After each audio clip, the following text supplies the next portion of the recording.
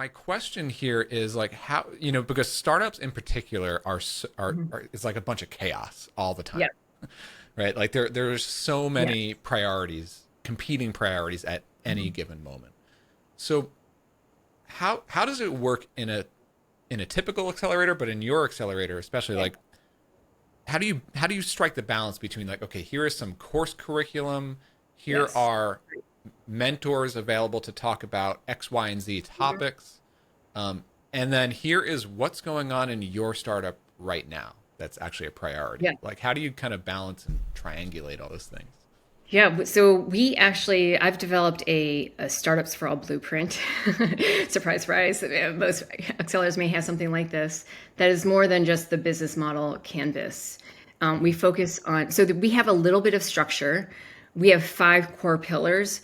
So the three are what you're probably very familiar with: your business, understanding your business, understanding your customers, or we call it your audience, and also understanding your purpose or mission.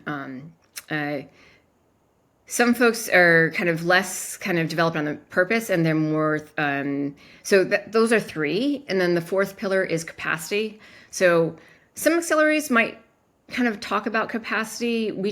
I bring the product management lens to that. Is when we think about capacity, right? That's where like prioritizing your time and time allocation is Yeah. is So really when you important. say capacity, you mean like what are we actually capable of shipping in the next 6 months, Yeah, something like well, that. as a founder, as a like early stage, even before shipping, just how do you want to prioritize your own time, actually? Because Hmm. we have many people are still working full time.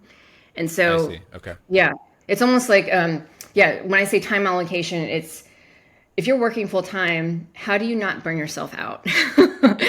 And how do you make sure that if you say I have 10 hours a week to spend on this side project, uh, that you have that hopefully becomes a startup, what should you do first? How do you want to allocate that time?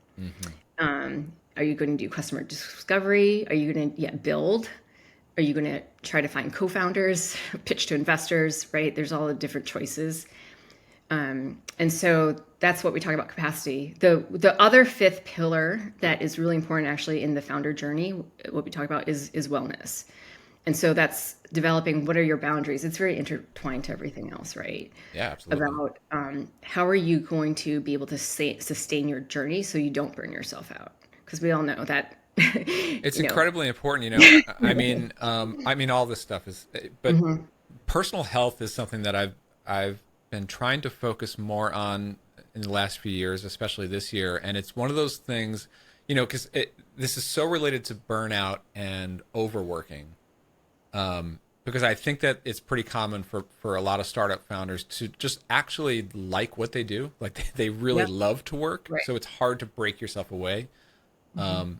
And what I find is when I let health, take a back seat because I'm working Right. so much, I end up not working so well, like lacking focus and not making progress. But when I actually make time for health, and activity and proper diet and all that Right. kind of stuff, it actually helps the business work better when I'm actually working fewer Yeah. hours. And so Um, we try to, yeah, it's the old school kind of thought that, hey, if I'm going to become a founder, that means all of a sudden I need to yeah, kind of just burn the midnight oil. And either I'm working or I'm working on my startup, like in the basement, right, with another developer or designer all night. And we want at Startups for All, want to show that no, that is if you're wanting to really build a sustainable business, give yourself some space hmm, and some grace, yeah, to make sure that you are prioritizing your own health and wellness. for sure. And I really like the structure of the framework here. Like being able to mix and match different pillars based on your Hmm. current need. Right. I think that's a commonality that I see from a lot of coaches who do that matching of like or course like programs and like libraries of content with a group and with individualized coaching, because each individual is at a different point. They might have Exactly. different needs, a different focus right now. So, rather than going like, here's lesson one, lesson number two, lesson number three, you can sort of like mix and match based on the person. Yeah, we do have, some instructional workshops on, product strategy, jobs to be done, user journey, but we again do it in a way that like understands that most of us are solopreneurs and we just don't have a lot of time. So it's like we allow people to be scrappy, but we give them a little bit guidance so they're not Hmm. floundering on their Yep. own, right? We're not just like throwing them in the pool Yep.